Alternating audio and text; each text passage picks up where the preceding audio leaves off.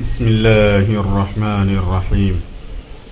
تبارك الذي بيده الملك وهو على كل شيء قدير، الذي خلق الموت والحياة ليبلوكم أيكم أحسن عملا، وهو العزيز الغفور. الذي خلق 7 سماوات طباقا، ما ترى في خلق الرحمن من تفاوت، فارجع البصر هل ترى من فطور، ثم ارجع البصر كرتين ينقلب إليك البصر خاسئا وهو حسير. ولقد زينا السماء الدنيا بمصابيح وجعلناها رجوما للشياطين وأعتدنا لهم عذاب السعير.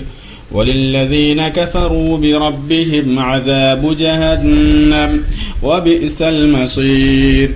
إذا ألقوا فيها سمعوا لها شهيقا وهي تفور، تكاد تميز من الغيظ، كلما ألقي فيها فوج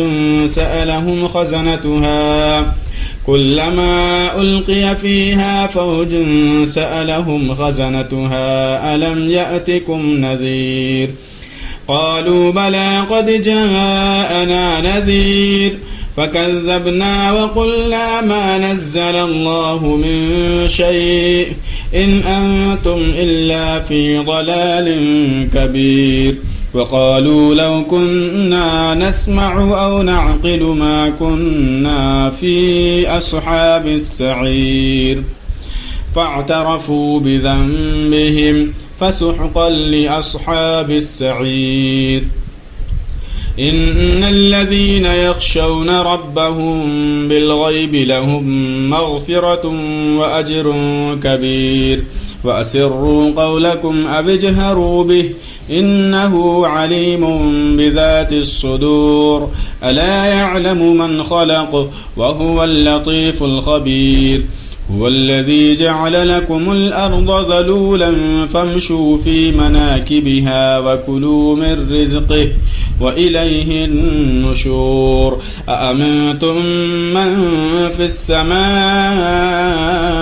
أن يخسف بكم الأرض فإذا هي تمور، أم أمنتم من في السماء أن يرسل عليكم حاصبا، فستعلمون كيف نذير. ولقد كذب الذين من قبلهم فكيف كان نكير. أولم يروا إلى الطير فوقهم صافات ويقبضن ما يمسكهن إلا الرحمن إنه بكل شيء بصير. أمن هذا الذي هو جند لكم ينصركم من دون الرحمن إن الكافرون إلا في غرور. أمن هذا الذي يرزقكم إن أمسك رزقه بل لجوا في عتب ونفور. أفمن يمشي مكبا على وجهه أهدى أمن يمشي سويا على صراط مستقيم. قل هو الذي أنشأكم وجعل لكم السمع والأبصار والأفئدة قليلا ما تشكرون.